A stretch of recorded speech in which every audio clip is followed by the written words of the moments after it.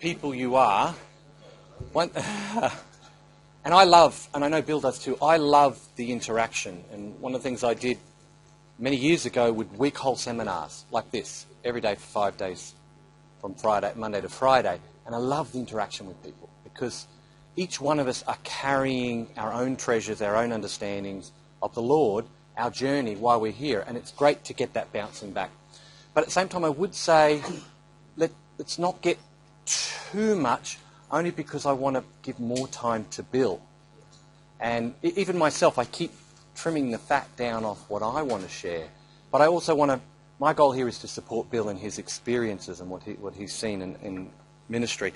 So, well, I suppose that psychiatric care is a type of ministry, yeah. I have a few points that I want to make around our understanding of what's going on. Talking about our belief systems, which is great because I can bounce off what John was saying before. Equilibrium, our brains and prayer and the power of prayer, spontaneous healings, and the casting out of evil spirits. I'm just going to touch on those really quickly, if I can, and then get you back to Bill as quick as I can. But first I just want to give you a very quick journey of who I am and why I would even stand here and talk to people. At about 2, my parents divorced and I was with my dad down in Sydney, the Air Force. And I have very good memories of that time, except one. And I remember a priest coming in I don't know why a priest visited us, but a priest visited us, and I was a very little boy talking to him, and I was chewing on a bit of paper. It's funny how you remember these things. I was chewing on a bit of paper, and he's talking away and telling me things, and then he says, "You're chewing on gum, are you?" I said, "Yes," and then we kept talking, and then a few minutes later I pulled it out of my mouth and said, "It's actually paper." "Oh, well, you shouldn't lie." And then I started getting a very heavy message about thou shalt not lie, and people mean well, they do. But I can tell you, as a little child, it was weeks before I stepped out of that apartment. Every time I step out of the apartment, I look up at the sky and think, is God going to punish me? Isn't it? So I'm very happy to put my hand up and say that my attraction to God in a more Eastern sense is understandable. I found I've always been attracted to spiritual things. So shortly after that, my mother got me back through the courts, and I went to live with my mother and my sister and my mother's boyfriend. And I immediately felt like the square peg in the round hole. And I think that's why at a very young age my spiritual interest developed. But here I am a few years later building a pyramid in my room to sit under and meditate. Anything spiritual, I loved it. I was interested in it. And then I think at the end of grade 6 or 7, we were given Good News Bibles. And I got to read the words of Jesus. And I loved it. Now, this wasn't the angry God that I had been led to believe. It was beautiful. But like all things, I read it, devoured it for many months, and then you kind of put it down and move on. Our home wasn't the best of places to be at times, a single mum and 2 children, men coming and going as you're trying to move on with your life. And at 14, I started going to an ashram, and by the time I was 15, I was living in an ashram. And that's where I stayed until I was about 19. I had a lot of amazing spiritual experiences there, including an awakening of the Kundalini. An ashram is where, like monks, but these were from Hinduism.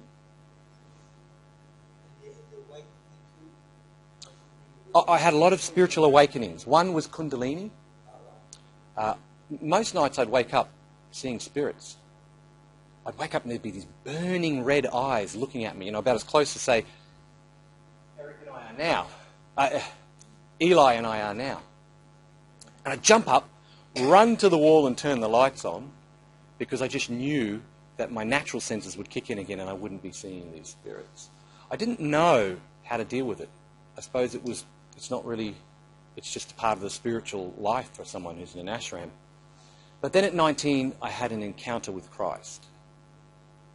And I remember telling all the other devotees and brahmacharis that I'd received Guru Shakti. And Guru Shakti, what's that? That's where, you're waiting on the mercy of the Guru. And I said, I don't know why, but Jesus has visited me and I have Guru Shakti. And he filled my body with light, with his love. And from that moment onward, I've been touched in the sense that even now as I stand here and talk to you, I feel my body, but I know I'm a spirit. It's more like I'm watching. And it's been like that ever since. So I have no problem with the idea that we are consciousness, we are a soul living in a body. But equally I understand that people get very wrapped up in the body and try and tell me something exists beyond the body. No. Anyway, so that's been my journey. And then after coming to know the Lord, I began to feel people's body pains. First I thought there was a lot of things wrong with me. And started realizing what it was. And that led to healing and healing ministry. And I travelled for many years doing healing ministry. And we'd see, 70% of people healed in incredible ways. But there was always this percentage of people who just didn't seem to get healed. Or you didn't get the result that you wanted. And, it's the ones that don't get healed, that don't get the healings, that drive you. That drove me. What's going on here? What's happening? And it pushed me deeper. And it pushed me deeper with the Lord. And it pushed me deeper with the Word. And somewhere in that line, I discovered Swedenborg and his writings. And even my own journey of reading the Bible, I discovered there's a deeper spiritual side to the Bible. Paul said the letter kills, but the Spirit gives life.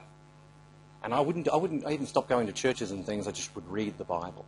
And it was beginning to speak to me in this deeper way. So when I found Swedenborg, and he started describing things that no one else had described in the Word, spiritual understanding, I knew I'd found someone genuine. So many years later, here I am talking to you today. And very much enjoying having someone like Bill in our life. And all these wonderful people that he's helping. Yeah, thanks. It's true, Bill. Yeah. Certainly in the new church, we don't believe in owning people. We believe you're all on a journey and the Lord is with you. No matter what religion, the Lord is with you. Okay, so you may not know him as the Lord yet, but we're all on a journey. And our job is not to control people, it's to support them and help them wherever you're at. And so we're happy to have people here today to talk to. I am. And I hope that I get to meet more people on the same journey and we can journey together. So let's have a look. Physical, emotional, and mental suffering. If you go through, and I've got a list here of just a few that I picked. Ancient Greek, they called them daimon. Ancient Egypt, any of the deities that were written in red. Mesopotamia, Shedu. Judaism, Shedim. Biblical Greek, demon.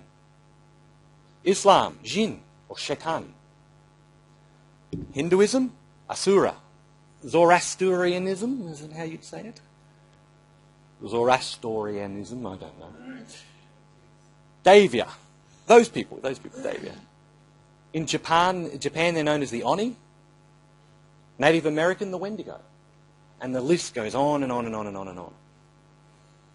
If we take a look at someone like Carl Jung for a moment, who actually was a reader of Swedenborg. He was a reader of Swedenborg.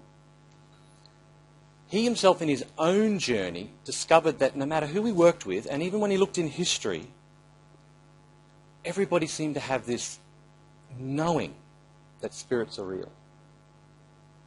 And his way of describing it for a scientific community, he called the collective unconsciousness. We've all heard that term?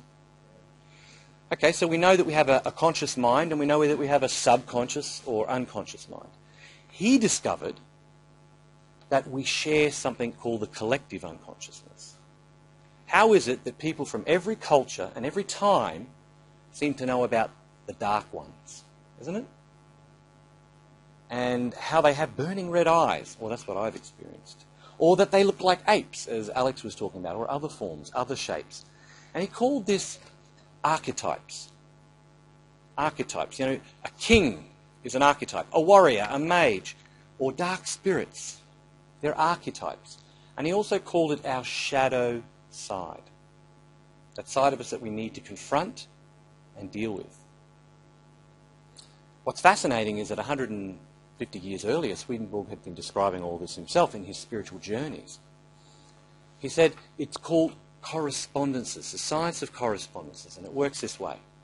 Everything that manifests in matter has a spiritual correspondence. So, and why? Why did God create it that way? Because creation is talking to us. If we have the ears to hear and the eyes to see. The American native would say, 2 eagles flew over, not one. And that means, I don't know. The early people of God, the Adam and Eve race, understood correspondences. They talked to God, they talked to heaven, they talked to angels, and creation talked to them. But you can see that we've lost that in a way. But Swedenborg talks about correspondences. The fact that each one of us share something on a deeper level. I've already talked to you this morning about the fact that we talked about that we're in the world of spirits, right? Our soul. We all actually belong to a soul group. That's what he was shown, a soul group. You're being prepared for heaven. And when you're with that soul group, those angels and beautiful people are talking to you, guiding you, showing you things. Even if you don't know who Jesus is, they're there guiding you. And that's where our thoughts and ideas and feelings are coming from. Well, what about the dark ones, the dark thoughts and feelings? Have you ever experienced just meeting someone and talking to them, and a horrible picture flashes through your head of hurting someone, and you think, what was that? Have you ever had that? I have. Where did that come from? Well, it didn't come from you so much as it came from a soul group. And sometimes when we're choosing wrong things in life, we're shifting from a more heavenly soul group into a less heavenly soul group. And that's where we talk about the influence of evil spirits. What does that have to do with belief systems? Well, our beliefs and our loves are what's steering this ship. Our beliefs and our loves. Come back to John's question earlier. You know, praying Hail Mary. Okay, is that right? Is that wrong? If it's working for you, it's working for you. Yes, I know it's not praying to the Lord. A bruised reed he will not break. A smoking flax he will not quench. The Lord is always trying to move us towards knowing him. But we're all on a journey and we don't all know him. So currently we're working with what we do have, the belief systems that we do have. Does that make sense? Okay.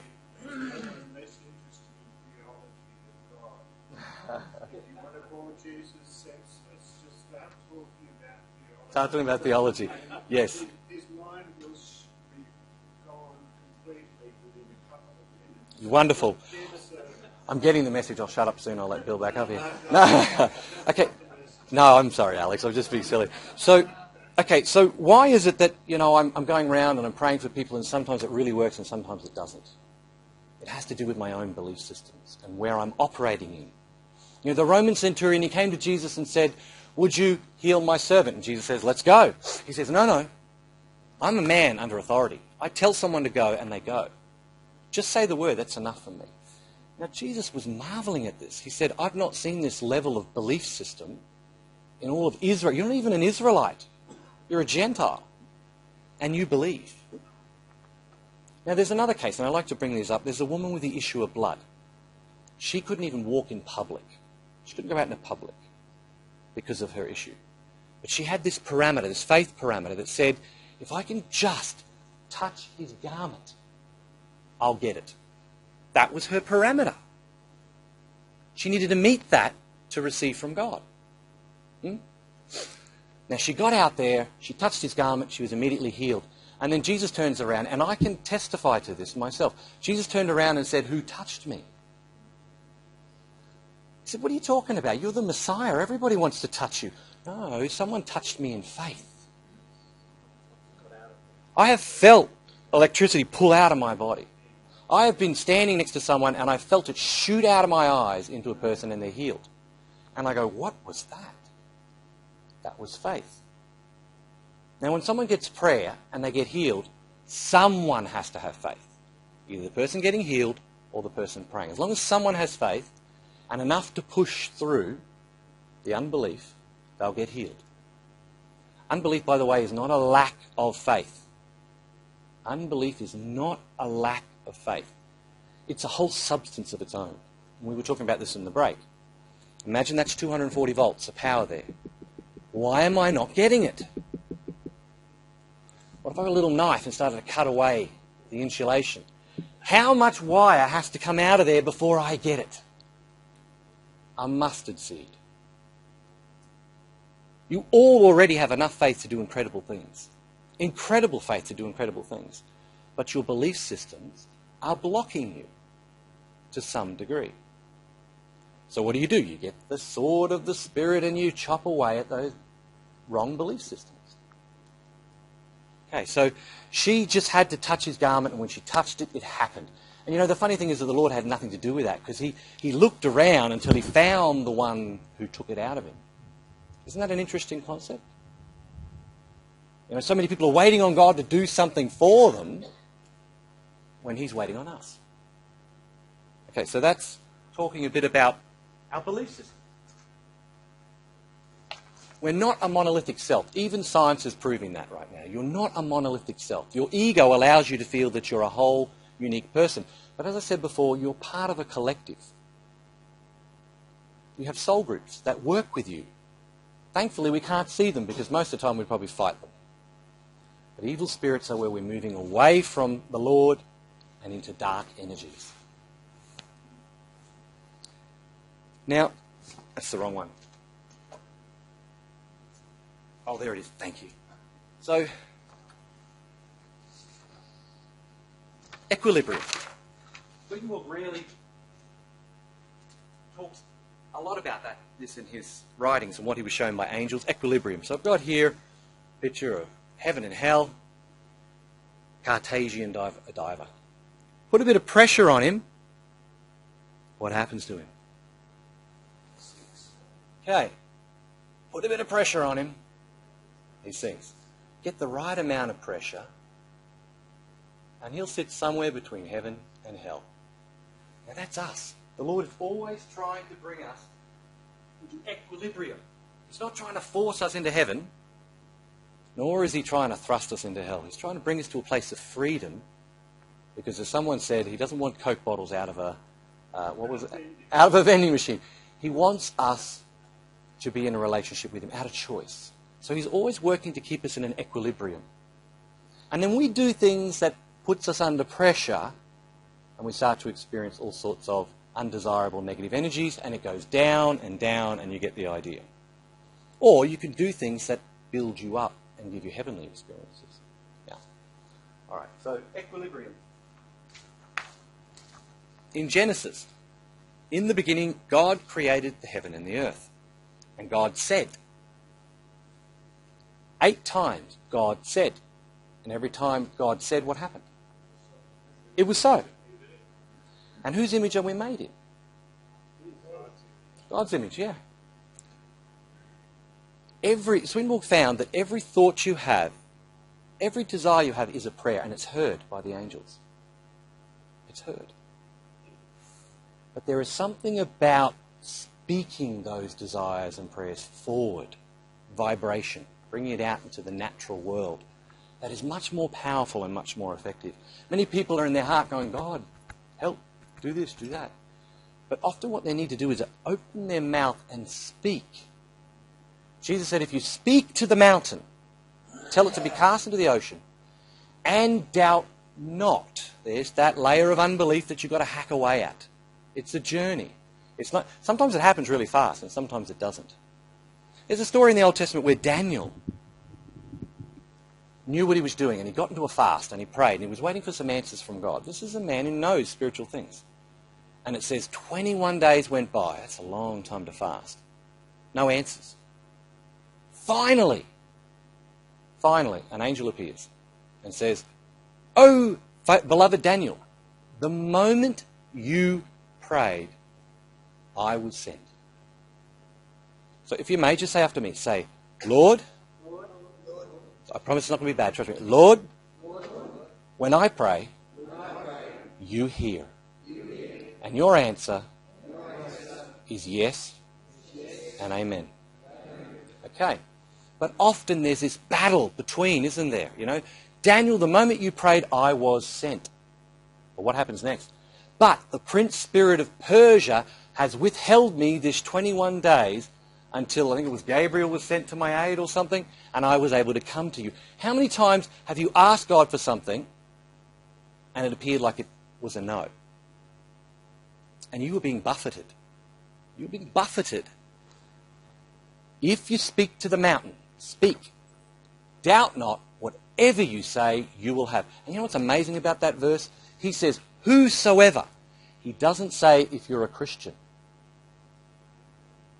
Whosoever will speak to a mountain, doubt not, he'll have it. See, it doesn't matter what religion you are. If you're walking the planet, you have an authority.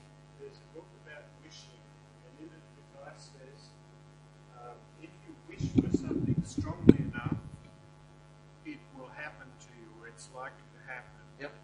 And this was in addition prayer. He was a normal Christian, but he was also aware of this. Yes, that's good. Wish for something strong. That's good, Alex. That's a really good example because, the Israelites, when they were in the desert, they were kind of hanging out for a nice steak or something, and they wished for it hard enough until and God said give it to them, and the birds blew in, but they got sick from eating it. So sometimes we're exercising an authority that maybe God doesn't want. But this is a relationship with the divine that we have. So it's wise to keep checking in. What is peace telling me? Am I getting it right in here? If you're not getting peace, then you might be using the power you've been given in a wrong way, and there's a word for that. It's called witchcraft or magic. Okay, so when you pray, and it's not what the divine will, then it's just magic. It's just that simple. All right, so 8 times God said, it happened, you're made in his image. This is where the power lies. Speaking it out and using the name of Jesus, as we were saying, there's a real power in that. Spontaneous healing. There's this lady, what was her name? Kelly Tuner. She had a PhD. She went on this 10-year journey of investigating spontaneous healings. It took her all over the planet. She met 1,500 people who'd been spontaneously healed. She interviewed 250 of them really closely. She said they all shared 75 things, but not all of them. But she narrowed it down to 9 things that they all shared in common. Would you like to know what those 9 things are? No? Yep, okay. People radically changed their diet. Okay? I think just the idea of changing it, it's not saying there is a right diet, but they changed their diet. People took control of their health, stopped looking to someone else to solve their problems. They started taking an active control in it. 3, they followed their gut intuition. 4, they used herbs and supplements. 5, they released suppressed emotions. That's big. That's big. They released suppressed emotions. If you would like these notes, I can email them to you. You see there was a clipboard? Put your name on there. Tick you want the notes, and I won't bother you. I'll just send you notes and Bill's notes. But you can also tick the other box, and we can put you on our newsletter. It goes out every 3 months, and we also let you know about other things going on. Bill wants to do another seminar next year on what's it like to die. That'd be a fascinating thing. Wouldn't that be a fascinating thing to do? I love this guy. You love this guy. We only do that. Well, there is a psychic soul death that we go through. You wrestled with a mountain lion until you died, so to speak, isn't it? No, until the evil spirit departed. Till it departed. I know. I'm just saying that there is a... 2 or 3 months. 2 or 3 months, yes. Yes. Yeah. There is a death that we can go into now. That's why Jesus said, I want to make you my new creation. Yeah. Okay, so what do we get to? Number 5, releasing suppressed emotions. Gee, that's real big. 6, increasing positive emotions in your life. 7, embracing social support. Now, this is not embracing socialism. This is embracing a community, a tribe of people who are not pitying you, who are not giving you sympathy. They have empathy and they're for you. They're building you up in your healing journey. Finding a tribe like that. 8, deepening your spiritual connection. And 9, having a strong reason to live. Aren't they all really important? And these are people who had spontaneous healings, 1,500 of them. Every kind of cancer she could, even inoperable brain cancer, every form of cancer, all sorts of diseases, she just went to them and said, you just spontaneously healed. Yes, when I had a death sentence from the medical system. So what the medical system says is incurable is just really God waiting to show up. Isn't it? Yeah. All right, so I want to take a moment to just touch briefly on casting spirits out. This is big. Because I saw, as I travelled for nearly 15 years in healing ministry, I didn't always, but I saw a lot of negative spiritual energies connected to the sicknesses. One person who had cancer up here in Beenleigh collapsed on the ground and started to writhe like a snake in one of our meetings. Not always is cancer an evil spirit, but in a lot of cases it is. In a lot of cases, sicknesses are connected to spirits. So I began to really get, a learning 101 doing healing ministry. Jesus says, when a strong-armed person keeps his palace, his goods are in peace. But when a stronger than he shall come upon him and overcome him, he takes from him all his armour in which he trusted. And then he divides his spoils. He that is not with me is against me, and he that does not gather with me scatters. When the unclean spirit is gone out of the man, he walks through dry places, seeking rest and finds none. He says, I will return to my house, where I came. And when he comes, he finds that the house has been swept and garnished. So then he goes and he takes with him 7 spirits, more wicked than himself, and they enter in and they dwell there, and the last state of that man is worse than the first. So I put this in here because I really want to emphasize prayer is powerful. It always works. Whenever you ask, you get a yes. But there are forces trying to stop you. And if we're not careful and we go willy-nilly just trying to get rid of things in our life without preparing, a person can end up worse than they were. Does that make sense? It can. They can end up worse. But it's not simply getting rid of the bad stuff. You've got to fill it with good stuff. You've got to fill it. Yeah, this is good. An empty workshop is a devil's workshop, isn't it? The house was empty. It was all clean and ready. Yeah. But it was empty. It didn't have a good man dwelling there. See, man in the scriptures symbolises good. Truth, and woman symbolises good. That's why the church is always a woman. It's good. Man is truth.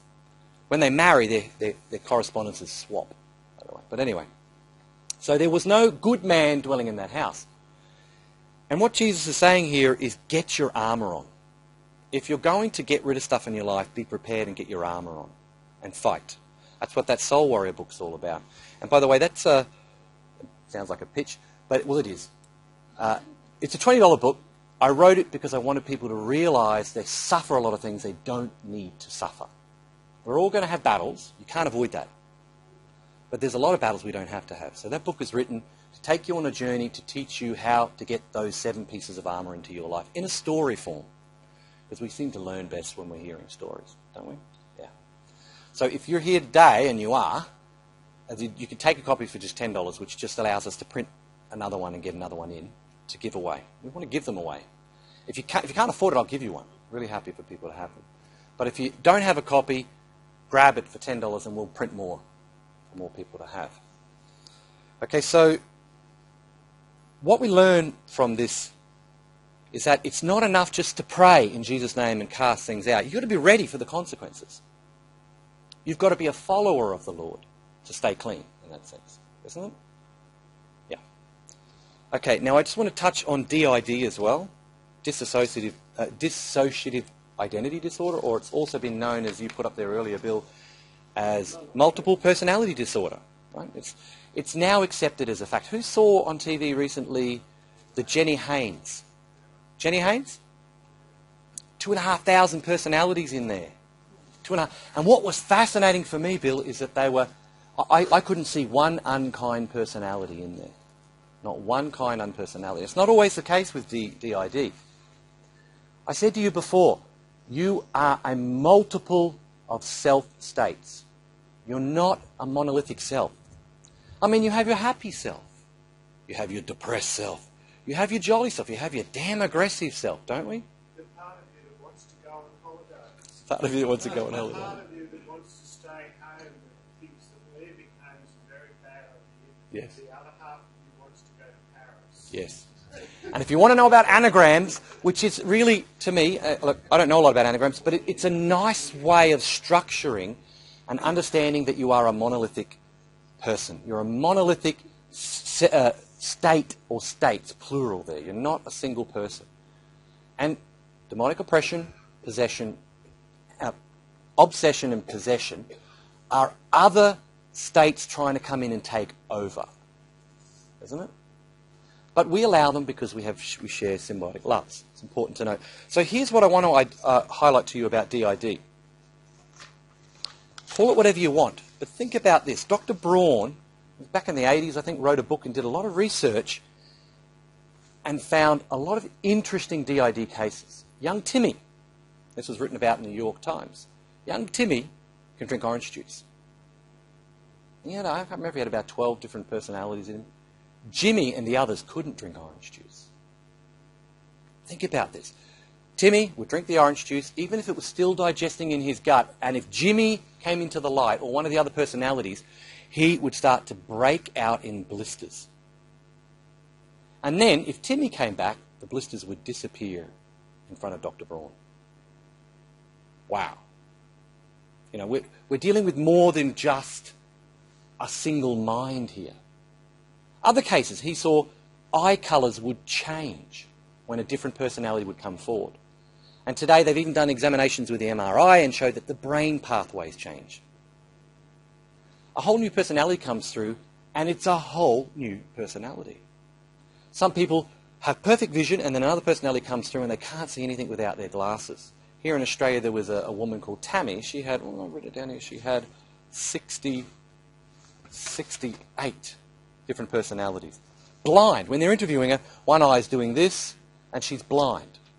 Then they bring out the little 4-year-old girl, and she can read, and so can the teenager and the other girls. You can see who's interviewing her. When Tammy comes back in again, she's utterly blind. Fascinating stuff, isn't it? This idea that we are not a monolithic self. Evil spirits are interacting with us because, in a sense, we're giving them a right. We're on a symbiotic journey. And this is why the Lord said you must be born again. You've got to start to change the desires that are going on inside you. We're all born with a mixture of good and bad desires. We've got to start to confront those bad desires and work on them, and that's when we begin to move away from negative and dark spirits. Okay? But I'm not here pointing the finger at anyone. Anyone is suffering. As far as I'm concerned, you're suffering and you need help. You don't need someone standing up the front and saying, "What are you doing? What's going on in the closets of your life?" That doesn't help people at all. It doesn't. You support a person and you let them have their journey, and when the Lord shows them things, they can deal with it. But being authentic is very important, isn't it? It's not my job to be authentic for you and point the finger at you. That does not work ever. Okay, so that pretty much wraps me up there. I just wanted to bring those points out there and throw a few quick questions out there to try and come in and support a lot of what Bill's doing here, this idea of what he's been experiencing in therapy with people. Questions, thoughts, comments? No? Paul's experience with his healing in the book of, I think it's Corinthians, that he asked for healing. Yes. Well, different ideas on that. Here's my understanding of it. If you study the symbolism again of thorn in the flesh, because we're talking about a book of correspondences here. Genesis to Revelation isn't just talking natural. It's a spiritual book, right? So all through the prophets would use the term thorn in the flesh. And if you go and study everywhere the prophets use that term, it actually refers to other nations coming and attacking Israel. They were a thorn in their flesh. Now what it says, if you look carefully, is everywhere Paul went in the scriptures, he was buffeted by his thorn in the flesh. No matter where he went, the Pharisees went after him, the religious leaders, they drove him out from every town. And that's my understanding of what the thorn in his flesh was. He prayed, "Lord, take these persecutors away from me," is what he was saying. And he said, "No, it's sufficient for you to bear this persecution." Tradition says he had very bad eyesight. Tradition. Sure, tradition, yeah. Tradition in these cases is often very good. Sure. Not a guarantee. Sure. That's how I take it, that he was persecuted. Now, of course, God doesn't want us being persecuted, but sometimes in order to, you know, you look at, I don't know if anyone here knows Jordan Peterson. Jordan Peterson? Yeah. Brilliant man, brilliant, you know, teacher. Just didn't want to buy into Canada's new laws about Zims and Zers, and just said, no, once you start telling me what to say and think, it's the fast road to tyranny here. So he stood up and said, no, I'm not going to do it. Sack me if you want, send me to jail, whatever. Now the guy is incredibly famous, and he's helping a lot of people. That's an example of where a bit of persecution goes a long way to do a lot of good. So I'm just throwing that out there for, just sit with it. I'm not saying I'm right. Yeah, there was just one down the back, but I'll come back, Mike, with that. We'll talk about it. That thing you're talking about to me, sort of like dying to self. Yes. It says, casting down all imaginations, so there's this plurality in ourself. Yes. And that's what to understand and to give away all those things that are burdening us. It's dying to self. Yes. Shed yourself from that. That's great. Fantastic. So if you did quite hear what Earl was saying, is that in the scriptures it says casting down every imagination that exalts itself against the knowledge of God. And he's saying that kind of points to that idea of we have a multiple self, all these imaginations that want to keep rising up. In Swedenborg's experience, what he found was we're all born with an ego. And that ego is how evil spirits get in. But it's a gift we all have and many of us don't want. Because that ego, when it dies, is what the heavenly ego is born out of. The angel, the resurrected man, the celestial man is born out of that. So take Buddhism, for example. I love that philosophy. You know, they're talking about the world is illusion and you've got to die to self and die to the ego. But it just falls short because there's nowhere to go after you die to self. You just merge back into the light and become one with God, which isn't what we're here for. It means you're having a marvellous time but you don't know about it. Yes, you just don't know about it. You're having a marvellous time you don't know about it. You're having a marvellous time Yes. because you no longer exist. Yes. You're just, the drop of water fell into the puddle and Yes. you're now part of the lake. Yep. You don't know anything Yep. about it. That's right. But it's not my understanding that that's what the divine is doing. What God is doing is your earthly life is a blueprint for an eternal consciousness. So you cast off the natural ego, selfishness and all those things, and you raised up into the heavenly ego. Yeah? Is there, now did you want to still make a comment, John? Because I know that there was something that, or a question, but there was something that Michael had? Okay.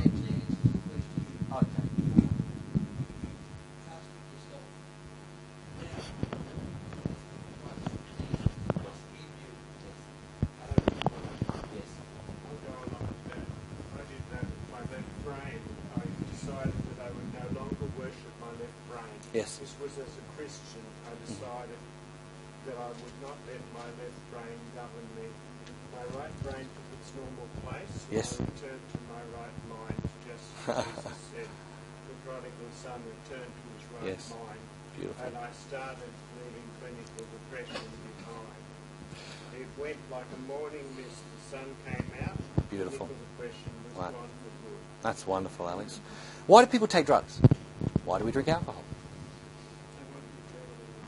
We want to change the state of our consciousness. Why do you go to sleep at night? You want to change the state of your consciousness. Why is it when you're depressed you just want to be happy? You want to change the state of your consciousness, isn't it? But self, ego, without the divine, is destructive. It's a black hole. It's a pit. But when you start to realize that by serving other people, you're changing your state of your consciousness, and it's an endless loop of bliss. But you've got to figure that out by doing. You can't just have someone tell you. You've got to actually try serving other people and loving them and going, wow, I feel my consciousness change, and I'm a lot happier now. Yeah, so Mike, Yeah, I kind of had a change of consciousness like that when I was about 19. And religion had always been a struggle with rules. And I had an experience with a man who just talked to me very quietly and in a very ordered way for about 6 hours. And I felt my whole self. And that whole self wasn't a label. It wasn't I'm this or I'm that, or there's this theory about me that's true. But it was, I really felt like I was a mystery and I was enjoying everything. And later on I became involved in ministry to homosexual people. And some of my family say to me, are you gay? and I like to tease them, and I say, well, 5% of my feelings are same-sex attracted, and 95% are heterosexual. And I don't say much else other than that. But there's so much labelling, and what has happened is, because I had that transformed awareness when I was 19, I was able to find what I believed in. Beautiful, Mike, beautiful. Look, I'll say one other thing, and then I'm going to let Bill take over. Swinburne also saw that each one of us has an aura, right? This is where auras come from. We have an aura. Yeah. Beautiful colours, and this is a part of our soul group again. When we're with those angelic angels working with us, they're building into our aura, our sphere, our atmosphere, isn't it? But when you take drugs and do other things and get into negative energy, it's kind of like holes are appearing in your aura, and it's allowing these energies to come in more and more and more. But if you just walk up to someone, okay, we were sharing spheres. This is partly how I would walk up to someone and go, oh, you've got a problem with that hip. It's just, spirit-to-spirit communication going on there, okay? And it's about sharing those spheres. And heaven is all about those heavenly spheres of people sharing and loving each other. A place where everybody loves each other and puts each other first. And hell's just the opposite. Being selfish and putting yourself first. Bill? Thank you very much, Darren. I've been picking up a couple of really interesting things today. Now, you said something that in order for healing to take place, only one of us has to have faith. It's like there's got to be electricity, and if that's electrified or whatever, and that's very important. I'm going to think about that, and I'm thinking about what my dear son here had to say, that maybe our memories in that are, and that maybe the brain's just like a modem. I think he's right. But what I'm just going to spend the time between now and we're going to have this marvellous, lavish lunch as well. I myself have thought oven-baked, gluten-free. Chicken tenders, they've got to be. But I'm going to tell you about an interview between a fictional journalist and a fictional alcoholic in 1936, because I've been asked to say something about alcoholism, because alcoholism is a very, very commonly regarded as the demon drink. Because now, I know a little bit about it because I'm an alcoholic. I haven't had any alcohol since about 1978, but I know if I did, it'd be marvellous. 4 tallies of 4X or 6 mouthfuls of Scotch whisky, and I'm normal. I feel absolutely normal, not scared of anything, not worried about anything, and I can just sit down quietly and try and write poetry in Gaelic. It's just marvellous. The next day, I'll be, I'd come home, I'd buy 2 bottles of wine and pretend that, and hide one and say to my wife, why don't we have wine with dinner? And all this sort of rubbish. And then you tell lies about it. And the next thing, out comes Mr. Nasty. Now, I've experienced Mr. Nasty. He sneers. He's horrible. He's unloving. He's horrible. I don't know. I think there was, the bloke who, Life After Life, the fellow that wrote the first book of it. Yes, yeah. He reckoned that he could see people drinking in pubs and see these demon things come in their heads. But look, I don't know who Mr. Nasty is that comes out of your mouth if you're an alcoholic. But I want to show you something, some Christians here, and I want to start with the Gospel according to St. John, chapter 1, verse 1. In the beginning was the Word. I'm going to think about the Word. I think I might be able to understand it the more I get to know about quantum physics. In the beginning was the Word was with God, and the Word was God. He was with God in the beginning. Through him all things came into being, and not one thing came into being without him. What has come into being in him was life, life that was the light of men. And light shines in darkness, and darkness could not overpower it. Now, when you read that, and you realise that if you just forget about the darkness, and we just go on, there was sort of life that was the light of men, and I cut out the bit about the darkness. A man came sent by God. His name was John. He came as a witness to bear witness to the light. We can just cut out that reference to darkness. It doesn't make any difference. Now, about 700 or 800 years earlier, there was an wise old man who he used to run the library of the Emperor of China. He was the archivist. Lao Tzu, his name was. An older contemporary of Confucius, was keeper of the imperial archives at Luoyang in the province of Honan in the 6th century BC. Now, according to ancient legend, as he was riding off into the desert to die sick at heart at the ways of men, take this job and shove it. I'm going out to the bloody desert to bloody well perish. So he gets to the border, and the gatekeeper says, you're not going anywhere until you write down what you know. That's the story. So he sits down and he writes 81 verses. 81.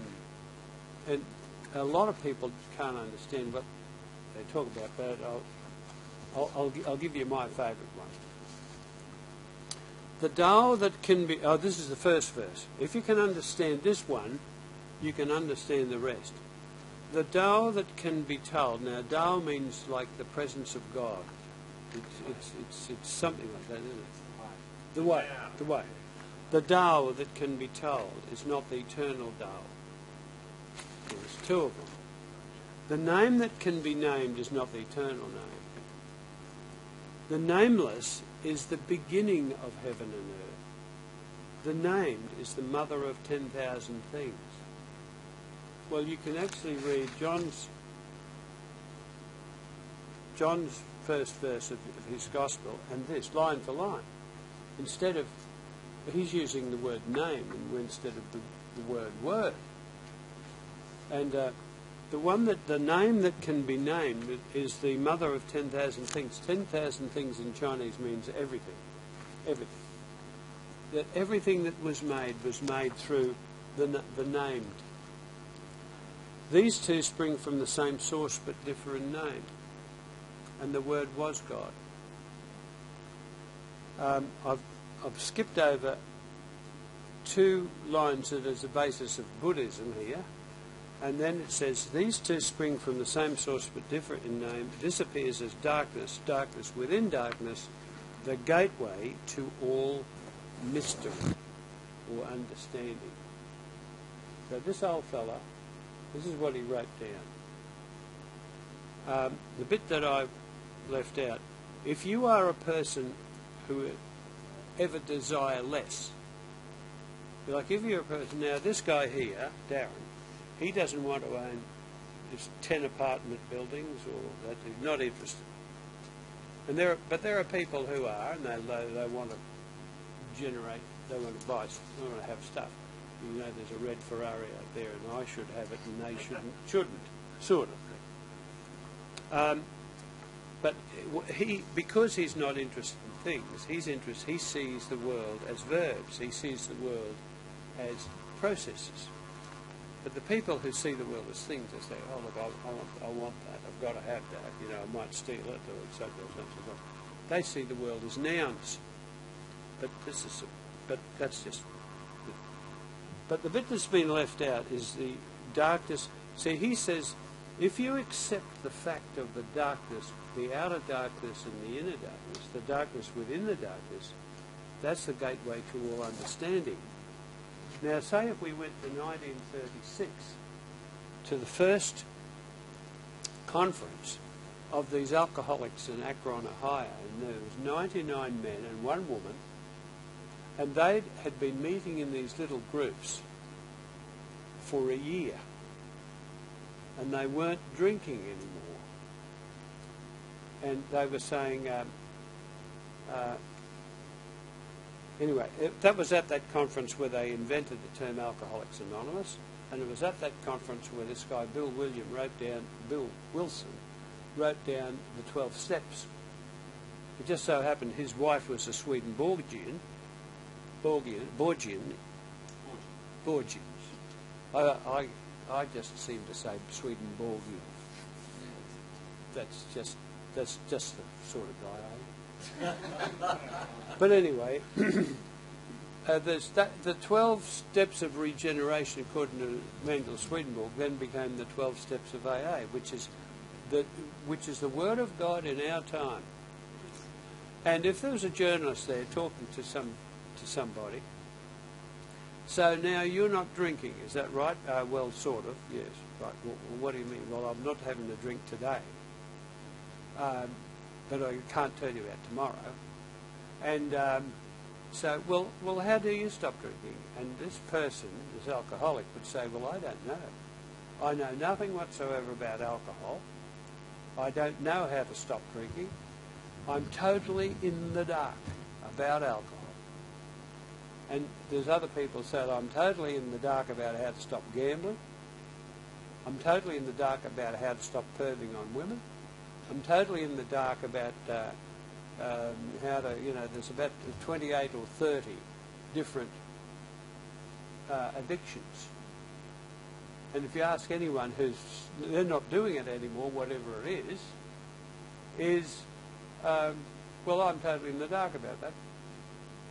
And then you say, well, so you don't know how to stop drinking? Yes, that's right. But you're not drinking. That's right. Well, for today anyway. And then they say, well, do you know what you're capable of? And if you say, and this hypothetical alcoholic would have said, well, I don't know who I am, and I'm sure I have no idea what I'm capable of. That's the inner darkness. And this old fella said, if you're willing to accept the reality of the inner darkness, that you don't know who you are, what you're capable of, amongst the outer darkness of how to give up what you're addicted to, if you're willing to accept the inner darkness and the outer darkness, this is the gateway to understanding. You've got a chance at understanding the mystery of life and God. And I just want to make sure that I'm going to finish and we're going to eat big, because one thing about these Swedenborgians, whatever they do, they eat. I'm just overwhelmed by the fact that they're looking so good, they're so skinny. But when we're over here, we usually eat, don't we, Darren? Yeah. But when he said that you only need one, when an alcoholic goes to a group of alcoholics and they hear that my name's Bill, I'm an alcoholic, this is my story, and then you hear somebody else and you're sitting up the back for the first time you meet, and you say, that bloke's telling my story. And it seems that maybe it's the group accepting the power greater than the self. Maybe it's the group. But it's that just sort of struck me then. But the AA 12-step recovery thing is the only way that I know of to deal with alcoholism. The psychiatrist will tell you, of course, we don't believe in God because psychiatrists are too clever to believe in God. Therefore, they're too clever to believe in the AA method, because you've got to hand yourself over to the God as you understand him, that etc. You know, Lord, you take over. Well, because psychiatrists know too much to believe in God, they then have to say, oh, well, we've got methods that for people who can't accept the AA message. Now, who is a person who can't accept there is a God who cares for me? Well, who is that sort of person? Well, that's a person that I don't know. I don't understand how you can be so smart that If you listen to your left brain, it will tell you there is no God. If you listen to your right brain, it will tell you, of course, there's a God. Don't be silly. So well, maybe that's the answer. But now let's go out and now we're not coming back here till 1, and then I'm going to start telling you about a different sort of theology and ask and different sorts of healing. Can we put the door down in the garage so that Keep it a bit so that warm. we're not all freezing? I'll do it right now. Right. Okay. You ask, you get. Okay. It's lunchtime.